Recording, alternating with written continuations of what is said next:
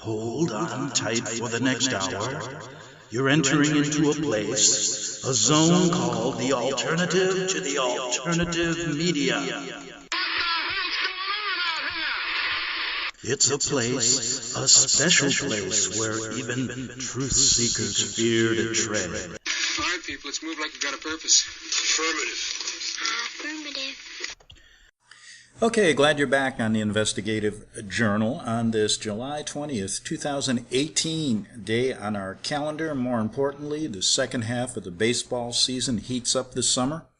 And for all of you baseball fans out there, I'll tell you what, it's better to watch than to watch the political theater in Washington. Let me tell you that. And if I had a choice between a good Cub game and watching Donald Trump give his speeches all across the country, you know where I'm going. And I hope you do too, because we talked about that all week, about the political theater, how this is all scripted, how Trump is nothing more than a Vaticanite, just like the rest of the presidents. And you can go back to some of my shows and look at that this week. Go to greganthonysjournal.wordpress.com.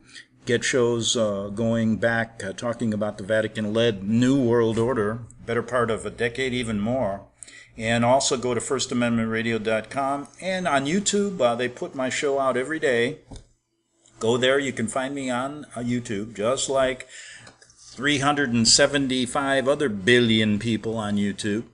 But go anyway and try to find it. Today we're going to talk about two subjects. Skull and Bones, a death cult proven to be a Vatican secret society, and the Jesuit connection to the assassination of Abraham Lincoln. Now, people are going to say that, listen to my show, Greg, you've talked about this before. Why again? And I said, you've got to repeat these stories over and over again, because it seems to go in one ear and out the other of 99% of the world's population who have no idea about these stories. And in America, isn't it interesting, Supreme Court justices come from Yale University, Harvard.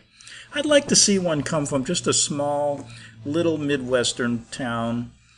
Some maybe didn't even go to law school and become a Supreme Court justice. You get more justice there than you do from these creeps. And let me talk about Skull and Bones again. And I found an article, very good, written 3 years ago.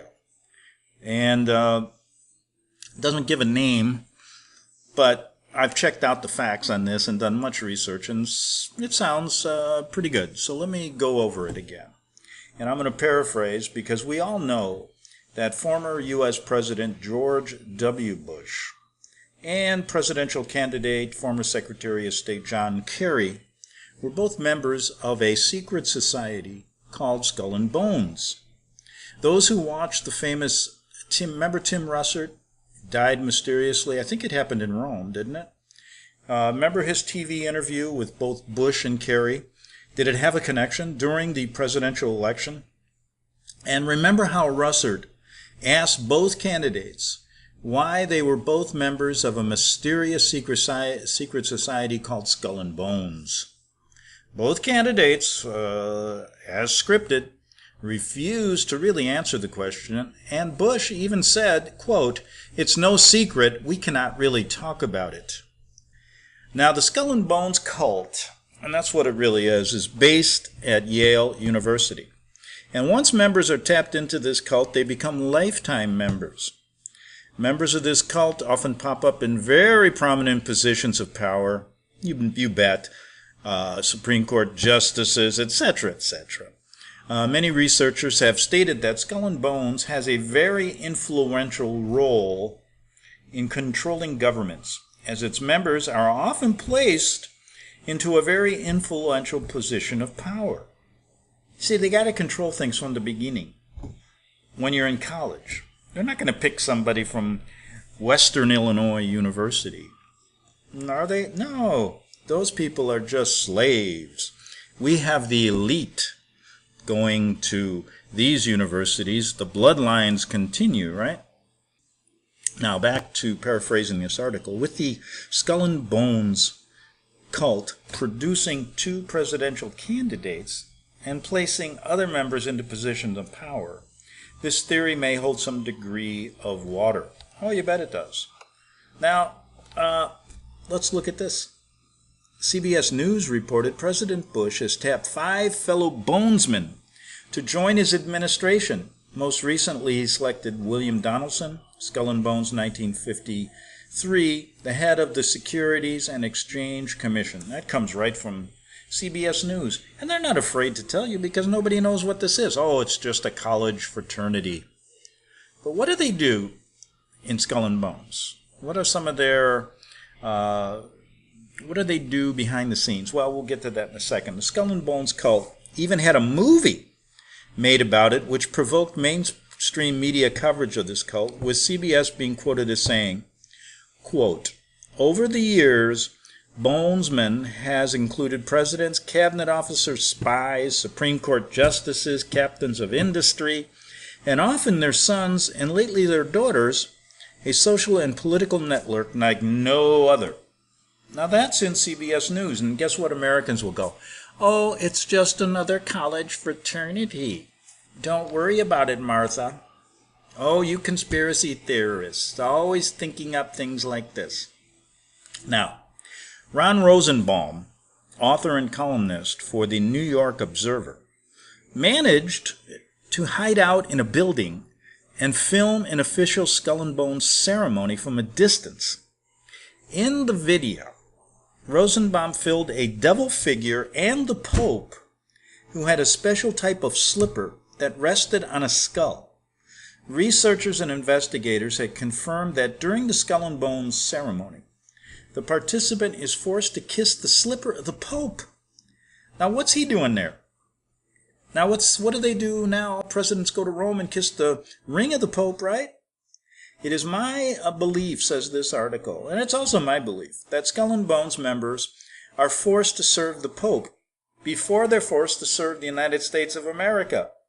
The Pope, Vatican, and Jesuits in setting up the Jesuit New World Order.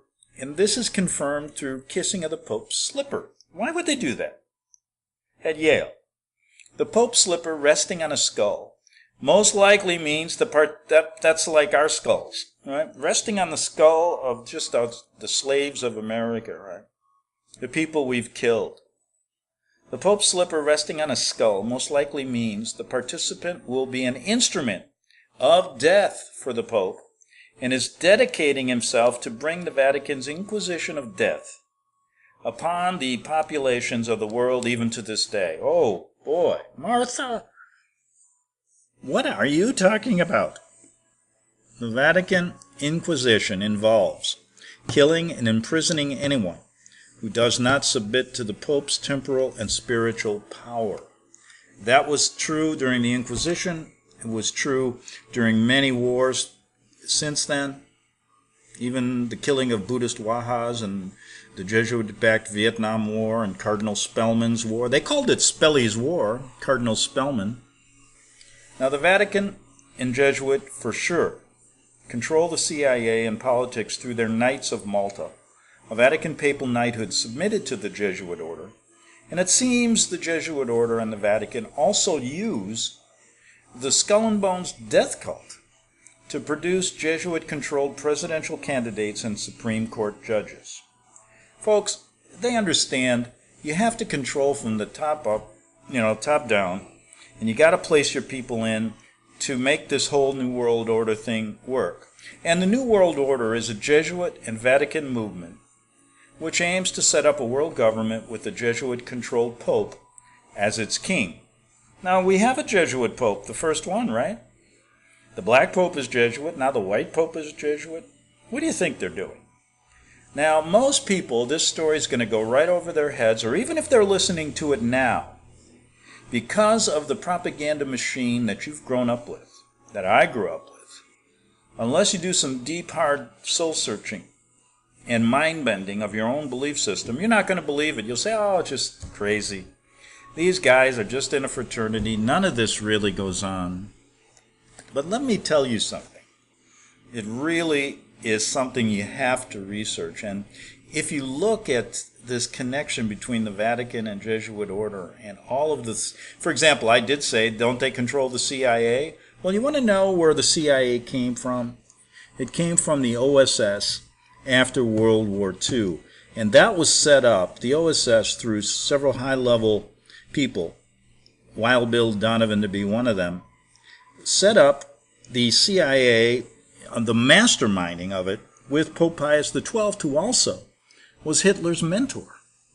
And you know, Hitler's mentioned many times, even through his own words, that he patterned the Third Reich he patterned Nazi system after the Jesuit order, the hierarchy, and how he admired it tremendously. And many of them were closet Catholics. Okay? So, do some checking on Skull and Bones. Haven't heard much of it lately, have you? And did Tim Russert did he pay the ultimate price for what he said? Or what he did on that interview? Or it also could be this. It was scripted. Okay? A lot of times, even at the high levels, these things are scripted. They want the information out. So either they wanted the information out and Russert died normally, or he paid the ultimate price. And will we ever know? Perhaps not. But it's good to definitely look into it. Okay, so now I want to spend the remainder of this Friday show and the rest of the second half hour again going back to this Jesuit connection to the assassination of Abe Lincoln. Now, if you know my show, I've done hundreds of hours on this, covering it from every angle possible, looking at every possible scenario, and found another article that I had not seen, but it has a lot of the information that we've covered in the past, but it puts it together quite nicely. And God, it was written in 1999, almost 20 years ago. And when are ever people going to catch on to what's going on? You can give them hard evidence. For example, I give evidence regarding a trial in Portugal that gives hard evidence to the fact that the Jesuits were responsible for their own demise, of getting kicked out of many countries in Europe as a plot, as a way to basically use a technique of make your enemy think you're weak or disbanded to basically take over. And when you lower your guard on your enemy, that's when they're the most dangerous. So when you present hard evidence that this story should be put on the table of discussion, you're met with basically the same kind of narrow-minded thinking, well, in a sense, controlled thinking, because most of these COINTEL people, whether they're in the internet or whether they're on the mainstream, are paid well. And they're paid to keep you from the truth. Because when you see all the evidence regarding Lincoln's assassination, you have to say, why do most Americans not know about it? More people in Canada know about it than we do. More people in Italy. In fact, I was driving through Tijuana recently, because I live near there, on the other side of the border, and there's a big statue of Abraham Lincoln in Tijuana. And so I asked a couple of people, I was having breakfast, and do you realize that out of 5 people I talked to, 1 person understood what I was saying? Now, I could go to 100 Americans and not get 1 to know what the hell I'm talking about. So that's why I'm doing this again. Now, this article is pretty good, and I'm going to read some of it to you here, paraphrase too.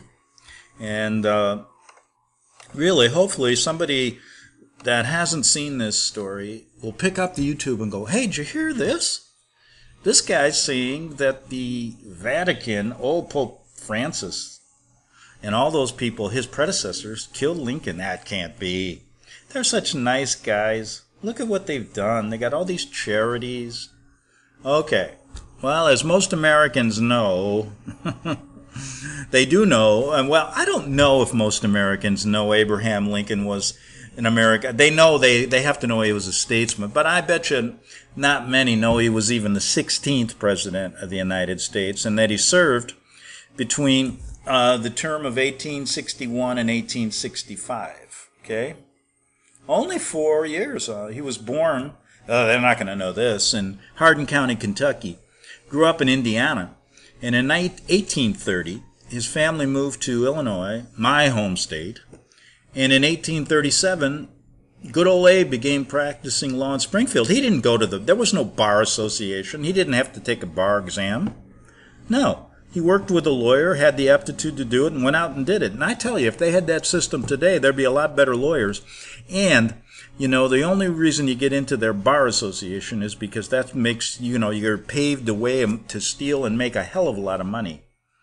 And I think if they opened it up to really good people that didn't have this kind of stupid training they give you in the bar, that stupid test, we'd have a lot better lawyers. They wouldn't be able to control the legal system the way they do. Now, his upright moral character had earned him the name Honest Abe. Abe was an avid reader of the scriptures. Many people don't know that, who often cited biblical passages, held no denominational alliances, and developed a keen awareness of the dangers posed by the Catholic Church and its dreaded Jesuit order. Most Americans do not know about the Jesuit connection to the Lincoln assassination. People who were close to Lincoln, including, and we've talked many times about Samuel Morse, the inventor of the telegraph, who advised him of this, even went to Rome and wrote a book about it. Now, do you know, during my days doing this show, I interviewed some of Samuel Morse's relatives. One who ran a small Christian ministry, understood the importance of Samuel Morse, understood everything about the Jesuits. And do you know that they were being harassed? Big time. They were trying to get rid of this small Christian ministry through intimidation, through tax problems that they didn't have. And basically this Inquisition still goes on today. And several other American ambassadors knew of the Jesuit hatred towards Lincoln and America and warned him ever increasingly right up to the point of his murder. This article written by Mr. Hawk, H-O-E-C-K, in 1999, was written to recover the truth of history, which has been omitted and obscured from the public view of the American government. Well, I think people in the top levels know about it and they don't want to tell you. The Catholic-influenced writers of history and publicly suppressed by Lincoln himself for reasons we will later see. And that was an interest. I did a couple shows on why he had to do that. And to this day, Lincoln said he was doing it to basically not create even a bigger bloodbath than the Vatican already created. So, may all realize this, that the leopard does not change its spots, and this Romish predator waits in the grasses for the prey to come unsuspectingly along. You may not see the danger now. When you finally do, it's too late. The modern Catholic Church and Jesuit order are outwardly, right now, very docile and seemingly benevolent, right? They have lured society into a big, deep sleep. And I may comment that, folks, they did this back during the American Revolution.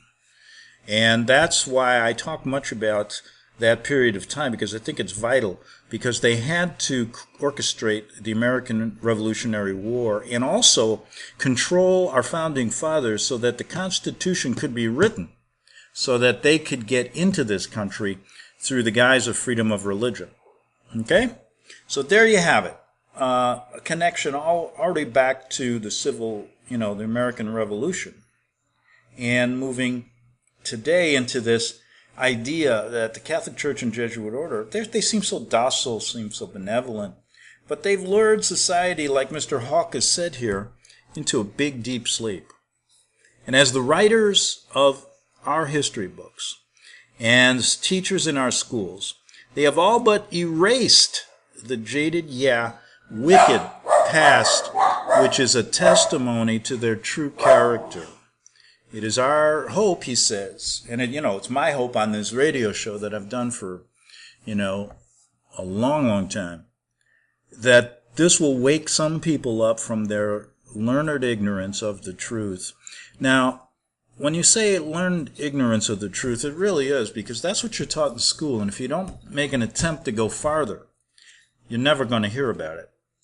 Now, much of the quoted testimony against the Jesuit order, let me check the time here, because, oh good, I've got 4 minutes. Much of this quoted testimony against the Jesuit order that is presented, I've presented as well, is from a priest called Charles Chiniquy. He was a Catholic priest who befriended Lincoln and warned him of the Jesuit plot to take his life. Lincoln had run into Chiniquy by representing him, in a trial in Illinois when Chiniquy was accused of rape by the Jesuits, set up and framed. Lincoln got Chiniquy off. The Jesuits never forgot about it, and Chiniquy became a great friend of Lincoln throughout his presidency up until the day he died, and the day he was killed. And secondly, go to my shows to talk about that trial.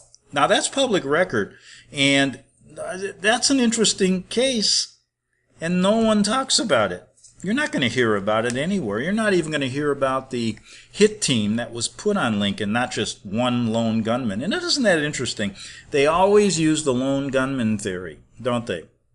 Oswald, John Wilkes Booth, and it's much, much more than that. They do the same thing over and over again. And then they know the cover-up is greater than the crime, and they stick to their story all the way to the end. They've stuck to the Lincoln story since he was killed.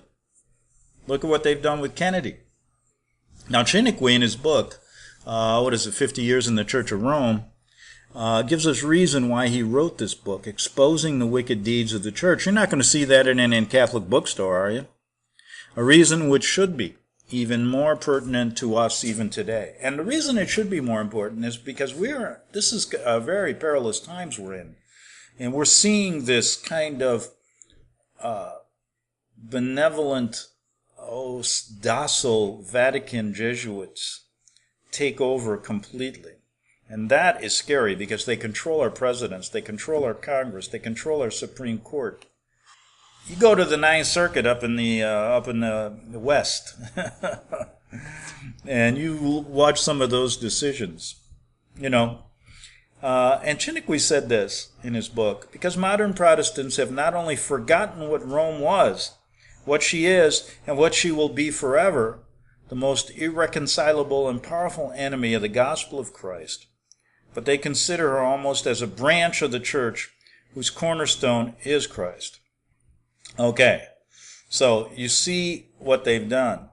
I've said it many times, the Vatican uses Jesus as a cover, uses his and says, we are, especially the Jesuits, the Society of Jesus, one and the same. Well, it's really not true. And to realize this, who do they worship? Lucifer.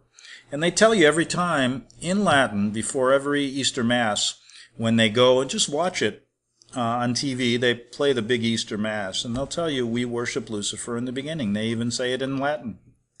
And you give that to a person, they say, that can't be the truth. Well, it is.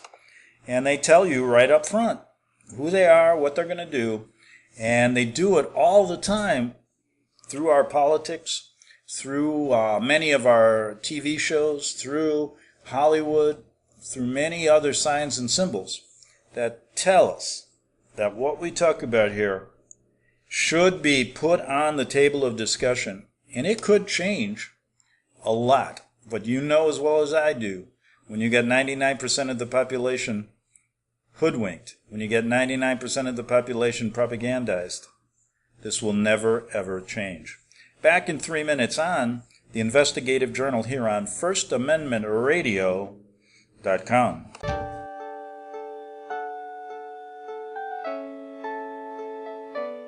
The program you are listening to is 100% sponsored by you, the listener, on this First Amendment Rights Media channel. You will notice that there are few commercials on this radio network. There's a good reason for that. Corporate advertising dollars come with strings that limit program content. So without your help, these programs cannot continue on internet or our several affiliates. If you benefit by the educational law programs, we ask you to give. If you are admonished or nurtured by the Bible and ministry programs, we ask you to give. If some voice a cause that you are passionate about, we ask you to give. If you believe in any of these, we ask you to support them as you would a missionary on a continual basis, as if giving a tithe for missionary radio. These programs are not commercially viable and must be supported by those faithful to the cause of truth. Look for the button to sponsor your favorite programs at our listen and schedule pages on the internet. Then, when you subscribe, we will send you the last quarterly MP3 CD of that program immediately, and continue to do so with each new quarter. We will also give you unlimited archive access to all of our programs. We're asking you to give much less than a tithe, so that you may also send support directly to a particular program host, cause, and anywhere else the Spirit may lead you. Do all to the glory of our God and Creator, for His holy nation, the only kingdom that will last forever. Thank you for listening.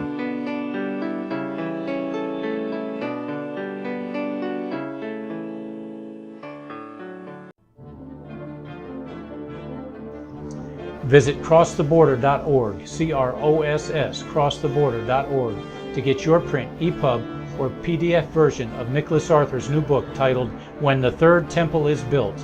That's crosstheborder.org. When it comes to prophecy today, much of the evangelical Christian world has their eyes on Israel, waiting and watching to see when the third temple will begin to be built. The plans are drawn, the Jewish people are eager. Most evangelical Christians today believe that the rapture will happen before the third temple is built. Hi, I'm Michael Eugene. I was taught that Daniel's 70th week was in the future. Is that really what the Bible teaches? Have we searched the scriptures and found this to be true? Why is it so important for a re-established Israel to build a third temple in Jerusalem? Is it necessary to build a temple on the same location already occupied by the Dome of the Rock? Is it necessary for sacrifices to take place in the temple on Temple Mount? Is there really a rapture followed by 7 years of tribulation? What is the New Testament temple? Can we identify history and prophecy? Who is the first beast in Revelation chapter 13? Who are the 7 kings in Revelation 17? I have asked all these questions, and I have found Nicholas Arthur's new book, When the Third Temple is Built, answers all these questions and more using Scripture to interpret Scripture. The Bible says that no prophecy of Scripture is of any private interpretation. Nicholas shows us in his new book, When the Third Temple is Built, how the Bible interprets prophecy and not man's private interpretation. Visit crosstheborder.org, crosstheborder.org, to get your print, EPUB, or PDF version of Nicholas Arthur's new book titled When the Third Temple is Built. That's crosstheborder.org.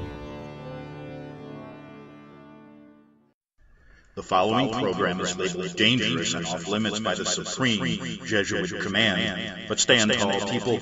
Listen up, and you may just learn something. Oh, dear Lord Jesus, this ain't happening, man. This can't be happening, man. This isn't happening. Okay, so we're back for the second half hour of the Investigative Journal, and our topic of discussion today is the Jesuit connection to the assassination of Abraham Lincoln, a story that I've done many, many times over the years, and one that many people need to understand and read about, and see that the evidence shows us that this story at least should be put on the table of discussion when it comes to the question of whether the Vatican and Jesuit order have the best interests of America at heart. And I'm referring to an article by Mr. Kenneth M. Hoke, written in 1999. And the reason I'm doing it is because many of the things here we've talked about in depth on this show, and this article kind of puts a little of it together. And I thought I'd do it so that if somebody's listening for the first time, they get an idea of where to go, what to read, and to really look at this story as one important in American history that's been kept from us. And I left with a quote by a Catholic priest who befriended Lincoln and basically remained his friend up until his death, and told him and was keeping him abreast of the Jesuits' orders. Basically, their plot to kill him, and they've tried many times, several times even before they actually did. And this article says, we echo the truth, and the truth he's talking about here is that most Protestants, and I've said this many times to myself, don't understand this story either. And how can you be a Protestant and not understand the Vatican's role in the Inquisition and what they've done and what they're doing to you now? Because most Protestants don't adhere to this. A leopard does not change its spots, and Rome will never change, and the Jesuits will never change. And most Protestants won't even believe that anymore. Because the idea of infiltration of the Jesuit order into religion in this country is another story that's not been talked about. And a lot of these Protestant ministers are actually Jesuits in disguise, or fall prey to the Jesuit philosophy, changing true Protestantism. And this article states that we echo this truth to all Protestants, and says if one can still rightly call them that, since they really do not protest anything anymore. And to the ear of the deceived modern Catholic as well, who may not know of the true and wicked history behind the Church of Rome. Now, what have I always said on this show? You know, outside of your life and your family and all the things that are important, when you want to talk about the big picture, what's really important? You have the responsibility to understand the history of your country, not given to you by historians who have changed history. And you also have the responsibility, if you're born into a religion, to figure it out, understand what the hierarchy is about, and you're not going to get it from your local monsignor, your local pastor, and then expand that knowledge. Now, many Catholics don't have any idea of this, and many of them are too brainwashed, and I use that word brainwashed because that's what they do to you. I went to a Catholic grade school, Catholic high school, and that's exactly what they do to you.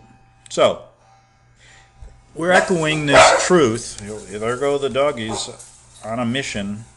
On a mission. Yep, the doggies protecting the house. You know as well, just a little aside here, but if you listen to my show, you know that I lost two of my favorite friends that I had for many, many years about a year ago. And I said I'd never get any dogs, and now I've got 5. And most of them are ones that need a home. So there you go. And now they're at home enjoying their life and protecting me.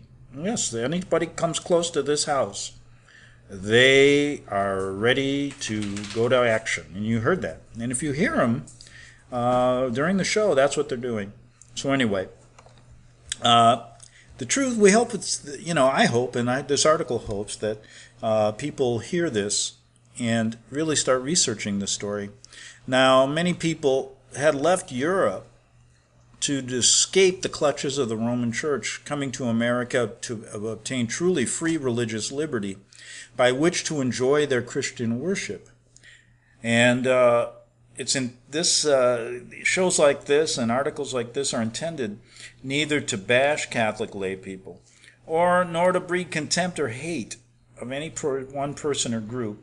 It is strictly to inform and warn of past historical happenings involving the Jesuit order and the Vatican. But unfortunately, when you mention this subject to some people, they automatically hate you. And why is that? Because they haven't been able to separate their belief system from facts that another person may present to them that would change or alter their belief system in any manner. Okay, now, here's a quote in 1851 by Claude Pirat, Jesuitism Unveiled. We will never forget that our forefathers, the first inhabitants of American land, were compelled to leave their native country to come to bury themselves in unknown and far distant wilderness to escape you Jesuit tyranny and cruelty. So many people, have we really forgotten about that? Have we? Yes. Now, we've given this quote how many times by the famous Frenchman Lafayette. If the liberties of the American people are ever destroyed, they will fall by the hands of the Catholic clergy. Okay? Now, here's something by F. Philip Miller, former president of the John Adams Union. He wrote to Jefferson in 1816. Okay? President John Adams. I'm not happy about the rebirth of the Jesuits. Swarms of them will present themselves under more disguises, even taken by even a chief of the Bohemians, as printers, writers, publishers, school teachers, etc. If ever an association of people deserved eternal damnation on this earth and in hell, is the Society of Loyola.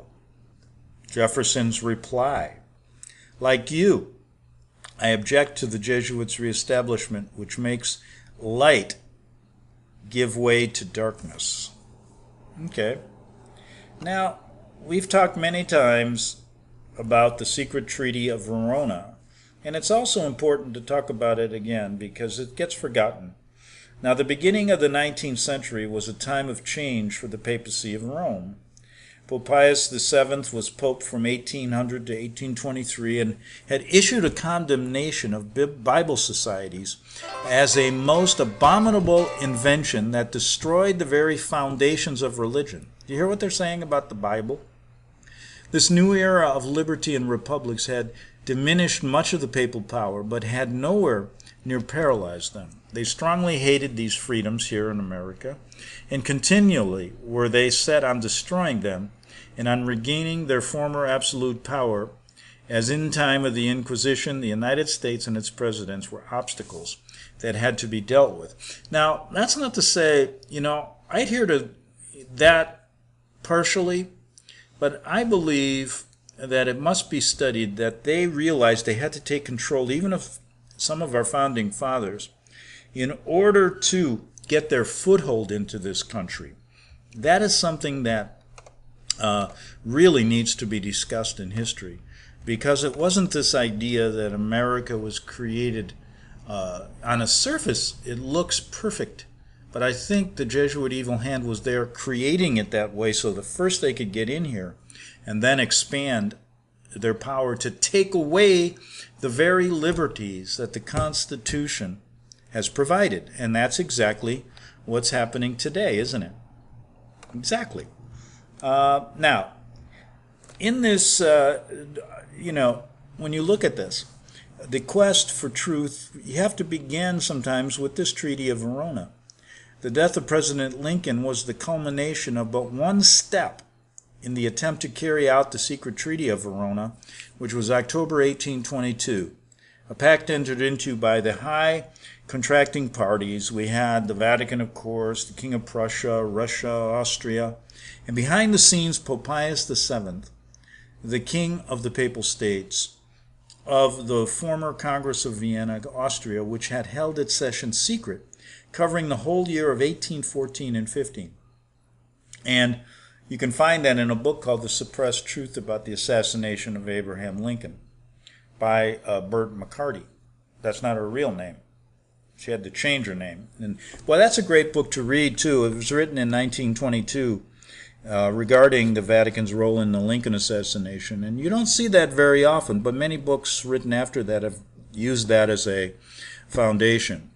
Now, the secret Treaty of Verona referred to its contractors as the Holy Alliance. The treaty, wasn't that something that Reagan talked about too? The treaty was dedicated to the eradication of Europe's representative governments and the reestablishment of absolute monarchies. It also proposed to suppress the media, the press, and to use religion to keep the nations in the state of passive obedience.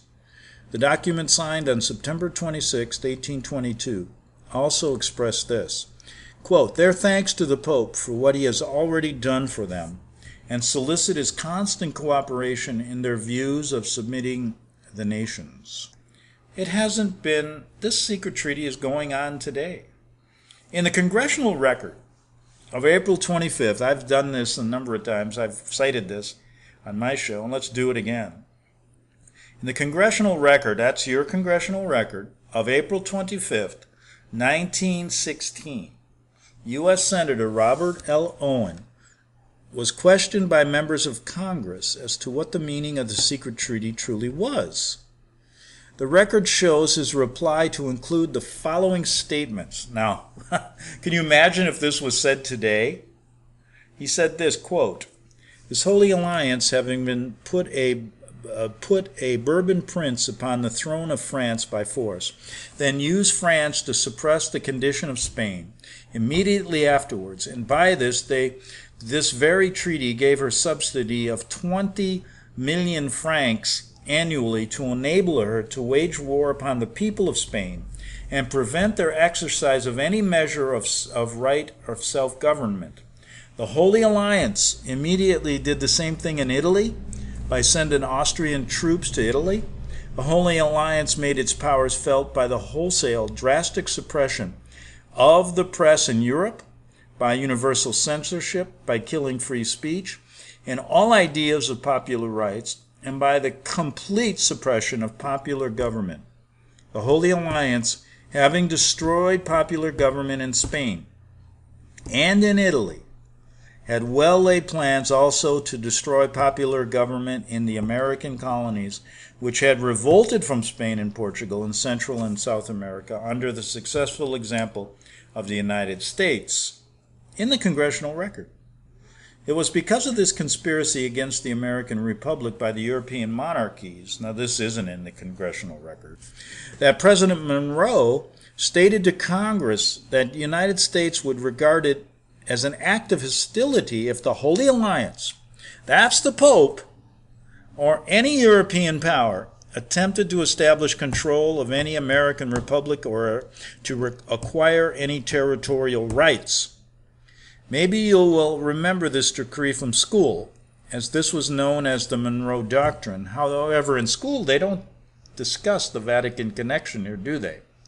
As you well know, the Catholic Church laughs in the face of that decree and became a major landholder in the United States of America. Correct? Now why? Why would that be? Why would that be allowed to occur? And let's talk about something here. This is always a good point to bring this up because people forget. Talking about the assassination of Lincoln and the statesmen during that time that knew the Vatican and Jesuits were involved, what did they immediately do? They cut off diplomatic relations formally with Rome. Okay? That was going on even when most of you baby boomers were born. Yeah. There was no diplomatic relations from the time they cut it off in Lincoln's assassination to when? To when your great President Ronald Reagan, this is why I say the left and the right have no difference here. They all are subservient to the Pope in Rome. He reestablished diplomatic relations. There was no mention of the Monroe Doctrine. There was no mention of the Lincoln assassination. And, murder has no statute of limitations, folks. It can go on forever, right? And you think your American politicians would respect Abraham Lincoln's quest and denounce the Vatican for what they did. But they don't. They cuddle up to them now because they work for the Pope in Rome. And so Reagan reestablishes diplomatic relations. And ever since then, the power has grown even more and more and more. Now, as the Vatican brought these political powers together for the Treaty of Verona, they also had other things going on. Simultaneously with the calling of the Congress of Vienna in 1814, Pope Pius VII restored the Society of Jesus.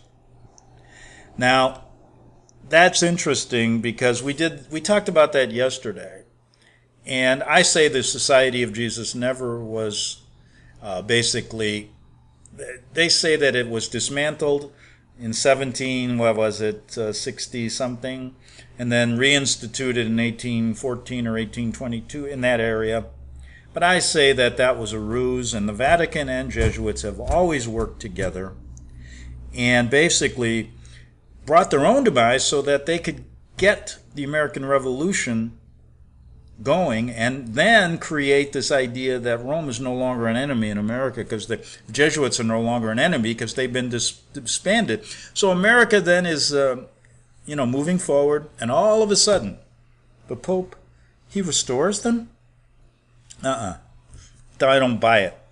And abolished Pope Clement's order on the grounds that it was immoral, dangerous, and a menace for the very life of the papacy. That's what they said about the Jesuits then, but that was a ruse.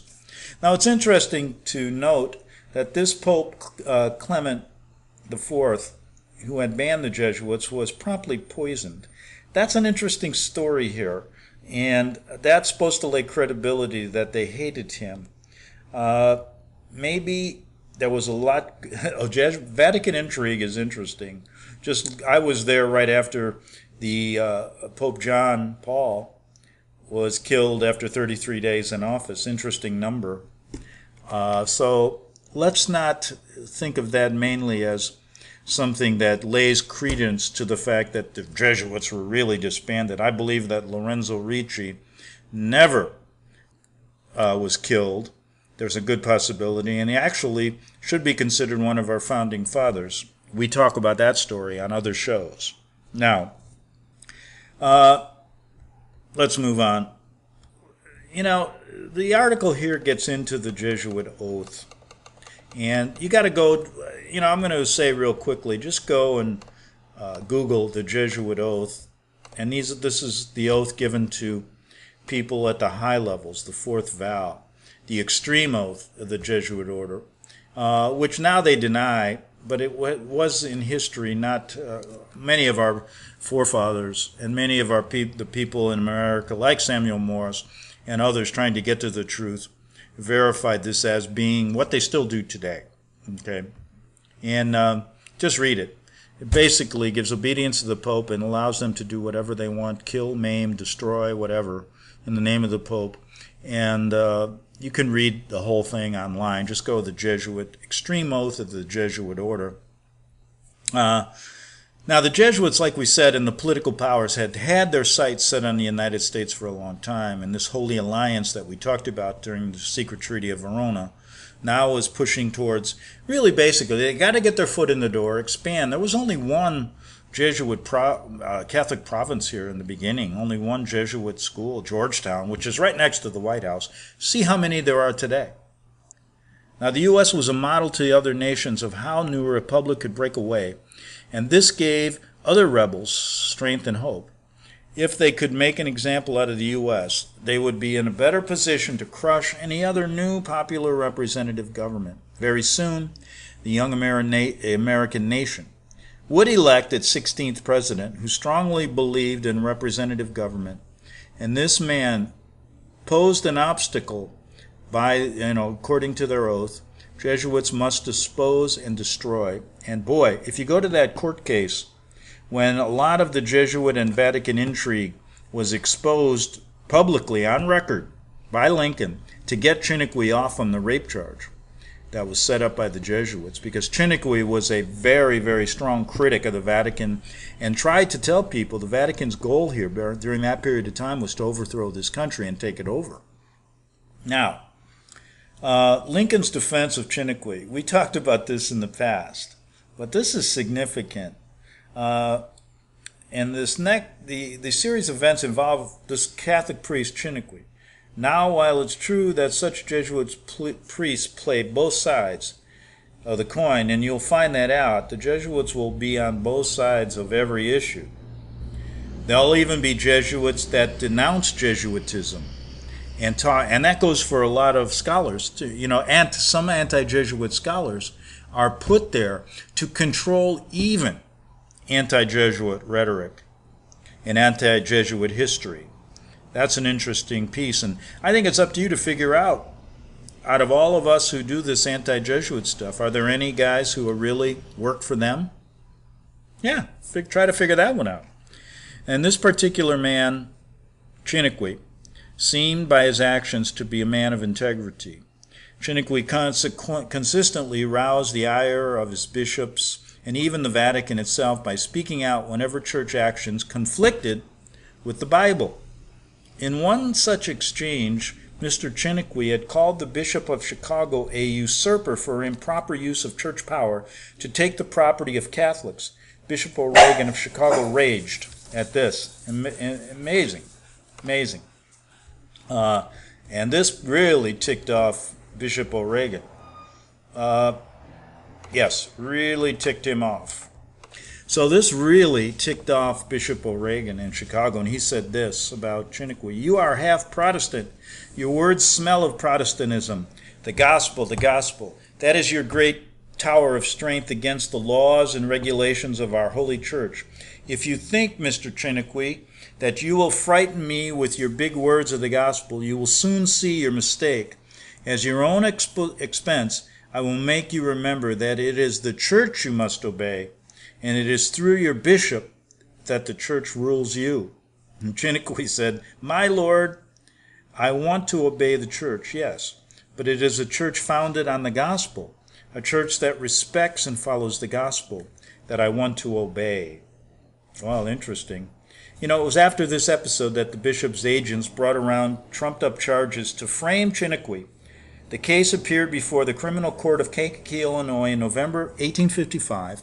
Chiniquy won this round in a series of legal battles with the powers of the Bishop of Chicago. The lawyer for the prosecution was Peter Spink, who appealed the case to the Court of Urbana in Champaign County.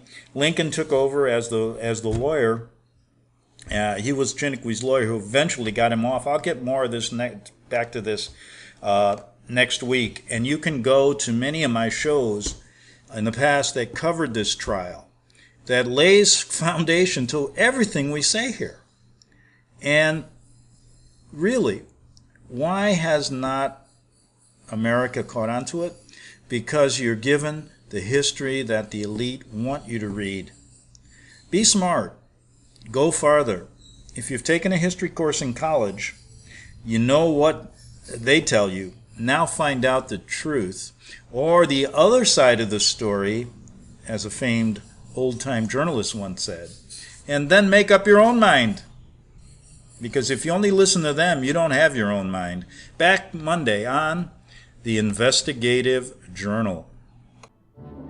The book of Revelation says, "The spirit of prophecy is the testimony of Jesus Christ." This is at the very heart of FirstAmendmentRadio.com. In that spirit, we have created the Prophecy Reality News app for all of your mobile devices, streaming First Amendment Radio 24 hours a day, 7 days a week. Available for your Apple, Android device, and smartphone, absolutely free. Get the Prophecy Reality News app installed today, so you can listen to First Amendment Radio wherever you are. The Prophecy. Since the beginning of time, kings have sought it, nations have fought for it. It has been traded, it has been borrowed, it has been purchased, it has been stolen. There's a reason for it: to secure the blessings of liberty to ourselves and to our posterity. Invest with the security of gold and silver. Call Discount Gold and Silver Trading at 1-800-375-4188 or visit DiscountGoldandSilverTrading.net. Listen to Financial Survival with your host Melody Cedarstrom right here on FirstAmendmentRadio.com at 4 p.m. Eastern or 1 p.m. Pacific Time. Visit DiscountGoldandSilverTrading.net or call Discount Gold and Silver Trading at 1-800-375-4188. Toll free 1-800-375-4188.